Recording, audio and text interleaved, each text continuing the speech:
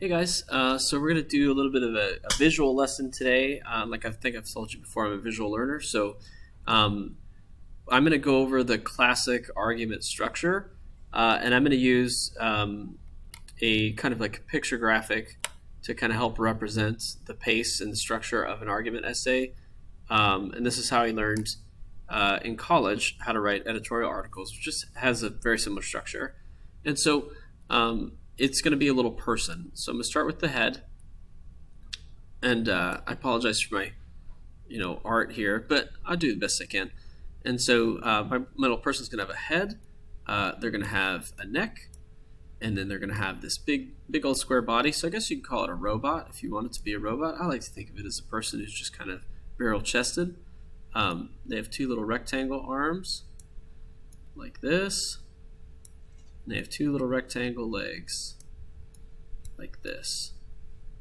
If you want to make them a superhero or something like that, you can do that. Just give them a little like that, and make them have like a little cape back here, or something like that. You want to give them a little bit of cool hair. Cool, we'll give them some hair.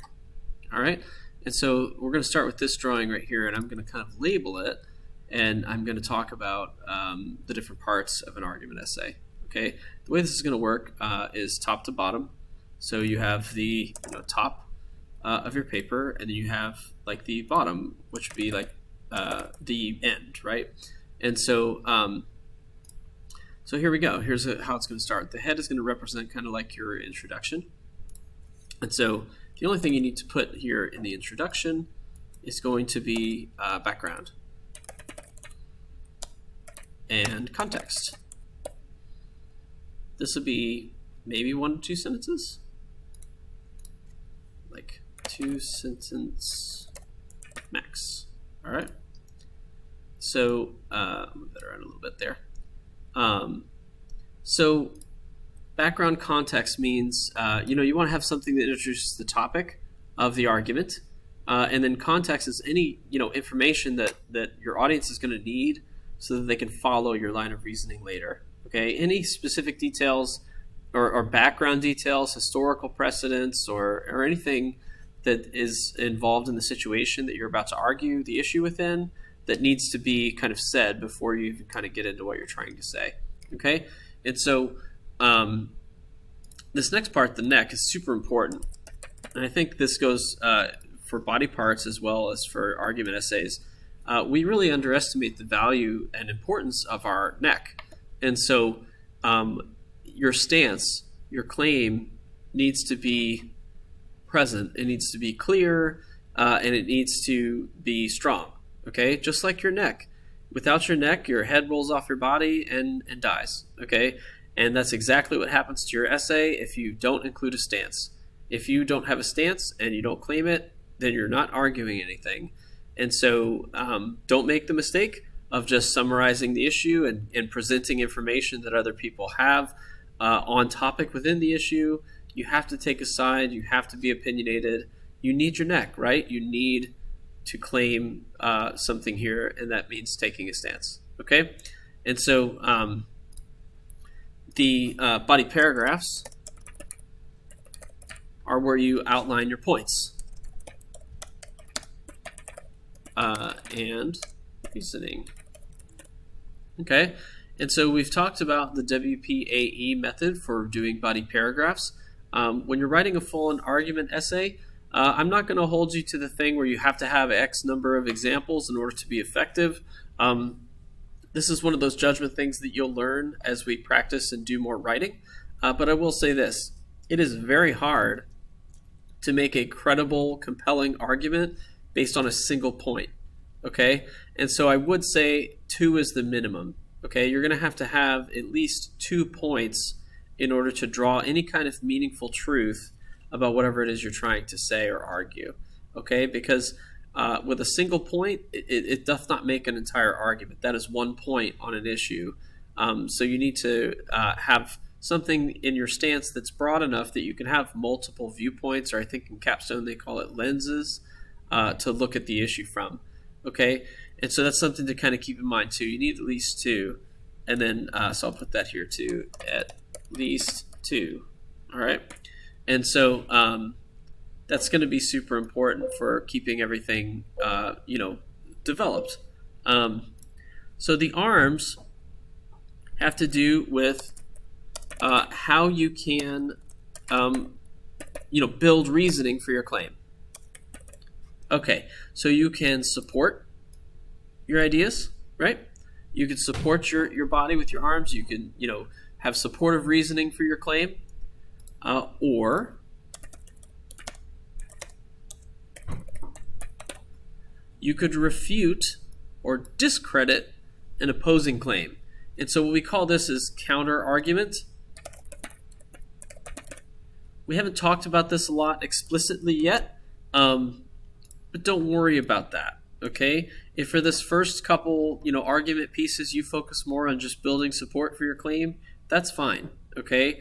If you are like an experienced arguer, like you're in debate or capstone or something like that, where you've already kind of learned some of the basics of this, and you want to work more on counter argument, you're going to get opportunities to do that too, okay? Simply qualifying your idea is a pretty good way of creating counter argument. So, we'll talk more about that as we go, and I have lots of separate lessons only dealing with counter argument, okay? But know for now, when we're looking at the whole structure of the paper, this kind of argument writing all at once, that your body paragraph should be dedicated to supporting your own examples, supporting your examples with reasoning that connects it back to your claim, but also, supporting counter examples and refuting the potential objections or counter arguments to your idea, okay? And so presenting a solution is going to be important, especially if the argument that you're dealing with is a change of policy where you're trying to solve a problem or make some sort of change. You could also think of this as a place to restate your stance, to kind of put your argument back in context, and so that's important too. And then the last leg here is going to be a call to, sorry, I'm typing your action. Okay, so with a call to action, you might not do this as much in an academic argument that you're doing like an essay for class, but say in your life you're trying to use your argument skill to change something in the world or to change something in your life, in your situation, then when you get to the end of your point, you're going to want to call whoever it is in your audience that you want to change the way they think, feel, or behave. You want to call them to make that change. Okay, so in our examples where we've been talking about like a school board considering whether or not they should cancel driver's education courses to provide more options for foreign language, regardless of the side of the issue that you're on, when you're done making your point, you want to finish by saying school board officials should go through with this choice on the next time they vote on it or something like that. Because if you don't have a call to action, especially in a practical setting like a real life scenario, you could go through all this effort and be totally convincing, and then have your audience basically, if you don't like hold them accountable, just be like, yeah, that makes sense. I agree with your idea, but not my problem. Hope somebody deals with that someday, or something like that. And so, calling people to action is about making your audience accountable. And so after you've done all that work to convince them of something, calling them to action requires them to address it, okay? It doesn't let them just ignore it and pass the buck to somebody else, or be like, well, geez, you're right, you're totally right, but I hope somebody, what am I supposed to do about it? I hope somebody else deals with it, okay? And so again, you might not always have such a specific audience in an academic setting to where you're calling somebody to action, but in your life, that scenario is going to be very likely because you're trying to get something done by a specific group or a specific person, okay? And so so this is the argument structure, top to bottom. You have about 2 sentences in your intro. Your stance is a sentence by itself. Each body paragraphs, you're going to have, I don't make this misleading, you have at least 2 paragraphs. Paragraph, EHS. And then, each of those paragraphs might have anywhere from, 5 to 10 sentences in them, depending on how complicated the example is that you're trying to present. Okay, because a very cut and dry example would be easy to explain, whereas something that's a little bit more compound or complex would be harder and take more time. So, and then your conclusion stuff at the bottom, restating stance, presenting solutions, calling to action, is a couple sentences, 2 or 3 sentences also. Okay, so you'll find, I think, pretty quickly that argument writing doesn't have to be super long to be powerful. But I think the more you can get into kind of controlling your argument, the easier your ideas will come out, and the easier people will have listening to them. Okay, so keep your little argument man in a safe place if you kind of drew one on your own, or you can I guess screen capture the one that I drew up here if you like my art that much. And so otherwise, we'll practice some argument in class this week. And thanks for watching.